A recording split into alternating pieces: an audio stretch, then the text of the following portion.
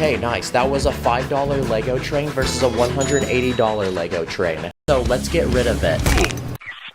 Because for this next Lego set, I bought the biggest Lego bulldozer ever made, which costs $500. Yep, please like for how much money I'm spending on this video. It's made from 3,000 Lego pieces, it has a massive scooper on the front, and the wheels look like something you'd see on a tank. But the best part is that it's actually powered by batteries, and you can use an app on your phone to control it.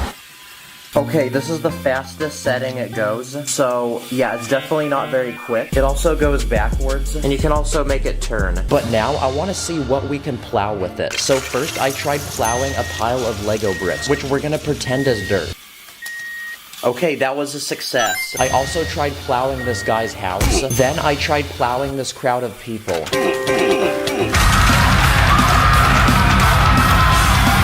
Look how much aura this guy has. He's still standing. And finally, I'm gonna try plowing the entire Earth.